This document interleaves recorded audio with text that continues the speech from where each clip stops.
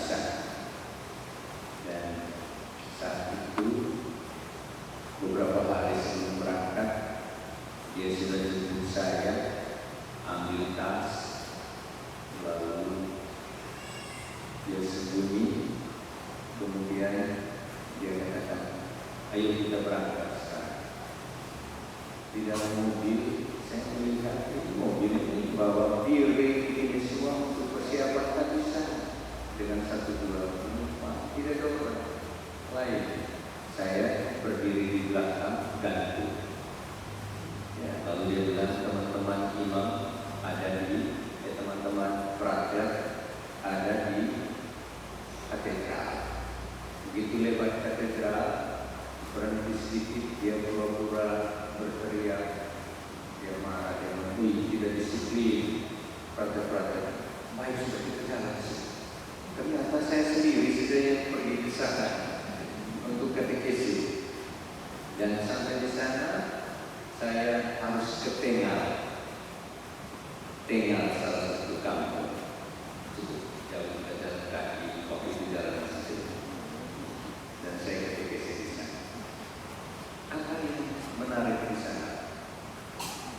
Bahwa yang saya dengar dari umat tentang Romo Beni kisah masa kecil, dan kata-kata mereka semua tidak percaya bahwa dia bisa menjadi frater, karena katanya waktu masa kecilnya agak pusing. Romo Beni Jaya agak pusing. Banyak kisah yang saya dengar saat itu, bahkan mereka pesimis, tidak terlalu yakin kalau Romo Beni Jaya bisa jadi imam. Ya, itu umat di Tengal. Tapi dengan lantang Romo Beni Jaya menjawab, ayo kepikiran ini, kita pikiran mulai kaya, kita malu pikiran ini. Jadi benar. Jadi karena ini kita sudah lihat bagaimana kebingungan mereka melihat pribadi seperti apa Romo Beni. Ada satu hal yang saya minta izin, kita permisi Romo Beni, karena memang biasanya ada di ancaman saya kalau dia mulai buka-buka rahasia, saya bilang mau bongkar masa kecil. Kayak asli, saya minta izin. Jadi satu kali mama usia kuliah, pukul masih kecil, dia menangis, larilah ke jalan raya, dari sana dia berteriak, wih Al-Aman, ajar menyenangkan. Bagaimana usilnya Romo Beni Jaya. Baik, Ibu Bapak saudara yang terkasih, sebenarnya saya sedikit bingung mau ngomong tentang Romo Beni Jaya, karena pribadi Romo Beni Jaya ini banyak sisi dan aspek yang unik sekaligus kontroversial.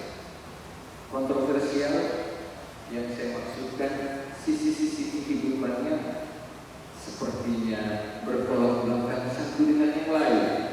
Hatinya mulia, tapi kata-katanya tajam. Ini salah satu contoh.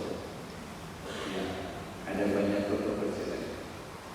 Bukan hanya penampilan Romo Beni yang unik dan kontroversial, tapi juga karya dan pelayanan.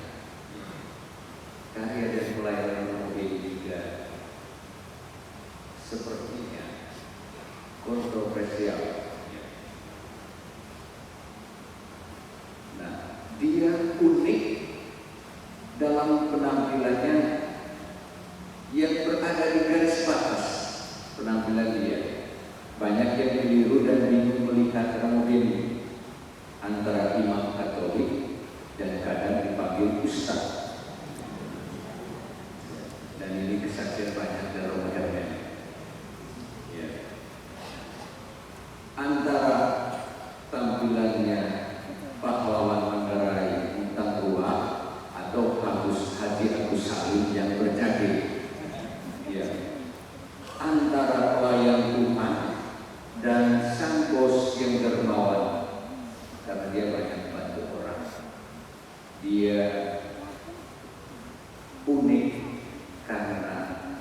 sedikit membingungkan ada di antara seperti ini. Demikian pula karya pelayanannya unik karena lintas batas wilayah. Dia ada di sini, tapi dia lapor semua untuk urus di 3 kabupaten, ya, meskipun sakit. Juga lintas batas suku, kita tahu relasi dia lintas dengan suku mana, agama mana saja. Juga lintas bidang kehidupan. Karya pelayanannya menyentuh semua bidang kehidupan, dari yang rohani, ajar doa, sosialisasi kelompok rohani, sampai bersahabat dengan hakam beku. Dia urus hal-hal rohani, jasmani, bahkan roh halus pun diurus. Ya, saya ingat dia uji dengan satu orang berguru. Waktu saya masih dia uji, itu orang berguru itu kalah, langsung bertobat. Lalu dia bilang apa? Ikut aku tak keliling radio. Digendong. Ini kalau mau menunjukkan rombeng ini tidak mudah. Ya. Dia juga peduli, ya. Dia urus banyak hal.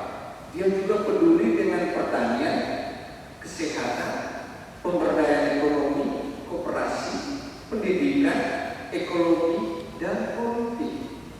Multi talent, mungkin lebih tepat multi semangat. Keunikannya antara lain pada sikapnya yang menurut banyak orang kontroversial. Banyak orang bilang kontroversial, tapi saya mengatakan itu keunikan. Di dalam sikapnya yang kontroversial itu ikhlas. Tidak ada yang bisa tiru, karena itu unik. Memang imam-imam lain mengatakan asli tiru, kan? Karena apa? Kuat tidak untuk tampil seperti seorang bini, tidak mudah. Mesti butuh orang yang punya keberanian, jiwa yang kuat. Ya. Dan kita lihat terutama karena sikapnya yang berani melawan arus, ya. Demi tegaknya nilai-nilai kemanusiaan yang adil dan benar. Itu juga alasan kenapa saya katakan unik dan kontroversial. Sikapnya yang kontroversial tampak pada hal berikut. Ya. Hal-hal yang menurut banyak orang bertentangan tak bisa disatukan, tetapi oleh orang ini dipertemukan, disatukan, membuat orang bingung. Sebaliknya, hal yang oleh banyak orang dianggap sudah pas, sudah cocok, tapi dipisahkan atau ditolak oleh orang ini, meskipun banyak protes. Tapi dia berani melakukan karena dia tahu apa yang terbaik, dan dia berani. Keunikannya yang paling jelas terletak pada kontroversi pelayanannya di bidang kesehatan. Dia peduli dengan kesehatan umat dan rekan-rekan imam. Dia bisa di sini, tetapi tidak peduli dengan kesehatan dirinya. Dia seperti seorang tabib yang tidak bisa menyembuhkan dirinya sendiri, lebih tepat yang melupakan dirinya sendiri. Di balik keunikan yang kontroversial ini ada roh atau semangat dasar yang menggerakkannya, adalah militansi imannya. Dia seperti Rasul Paulus, rasul yang unik sekaligus kontroversial, penganiaya jemaat Kristen di mata Ananias dia buruk, ya, dan jemaat Kristen juga. Bagi jemaat Kristen, Paulus itu buruk, penganiaya jemaat Kristen, tetapi dipilih Allah menjadi rasul bangsa-bangsa. Romo ini bukan pribadi yang suam-suam kuku, tidak panas dan tidak dingin. Dia pribadi yang tegas. Bila ya, katakan ya. Bila tidak, katakan tidak. Sebab di antaranya akan mudah digoreng iblis. Romo ini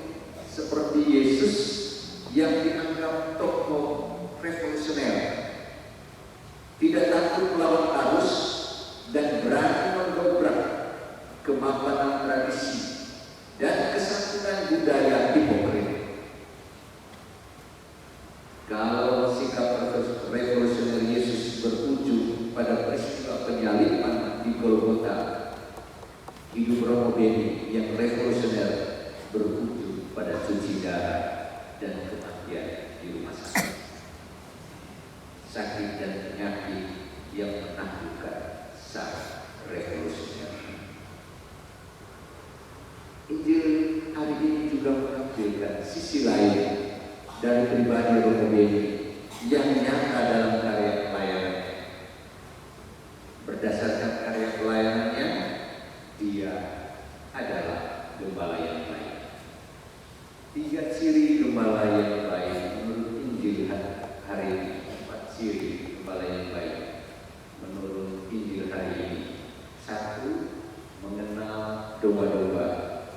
2, mendengarkan suara domba-domba. 3, menuntut, membimbing domba-domba. 4, menyerahkan nyawanya untuk domba-domba. Romo ini sangat dekat dengan umat, terutama orang kecil dan yang ditimpa kesulitan. Dia tidak hanya berbicara tentang domba-domba, tetapi juga berbicara dengan domba-domba. Dia tidak hanya berbicara kepada domba-domba, tetapi juga berjalan bersama domba-domba. Dia mengenal domba-domba. Dia mengenal dan mendengarkan keluh kesah domba-domba dan berjuang bersama mereka agar terjadi transformasi. Dia juga berdiri untuk menuntun dan mendampingi domba-domba, terlibat aktif dalam karya pemberdayaan umat. Semua ini dilakukan